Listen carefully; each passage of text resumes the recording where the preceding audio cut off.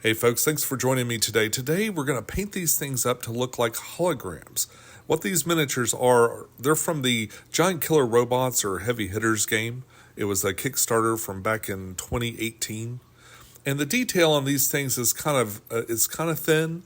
It's not the kind of thing I'd really paint up typically. I do like to have some paint on my minis, and I've taken to this sort of tokenized painting scheme. And today just happens to be a glorious day for priming.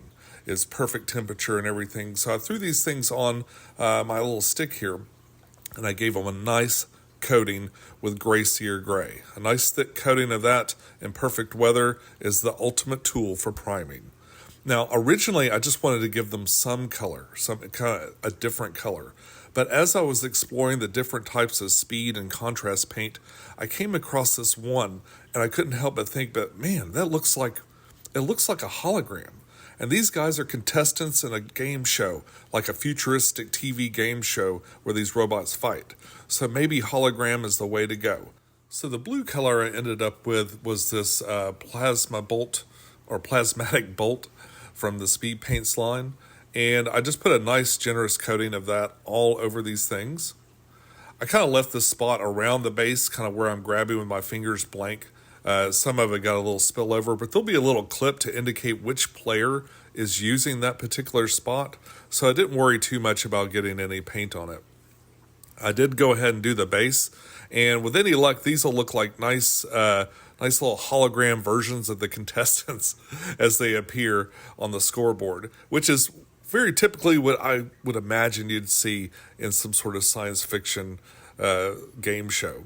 Here's a little shot of the before and after, just so you can see if it was worth it to put a little paint on there. You can definitely see more detail in the characters and stuff. I think it's cool, and I think it was worth it. So in the game Heavy Hitters, every colored faction, like for instance, we're looking at components from the blue faction. So you're going to pick a captain at the beginning of the game, and you'll get this asymmetric ability. But this is your pilot for your mech.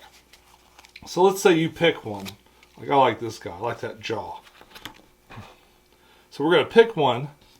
You're going to take your color, and they came with these. These are kind of real rubbery too, rubbery elastic. We're going to pick the dude, and I believe it was this fella here. So here we got this guy. We'll add the base there, and then that is your dude. So this is a game show, and I really thought, how would these be presented if it was like some kind of cool game show? The answer is a hologram. There most definitely be little holograms on there. And I can see all the different teams. Like if you had all 4 teams going, you have all their holograms on here representing the different pilots. Then as they got their achievements, you'd move them on up this way. So this is sort of an alternative to try to paint these kind of low detail miniatures. Definitely not the kind of thing I would paint. And normally something that has to be split by player, I would want to be a little bit more distinctive.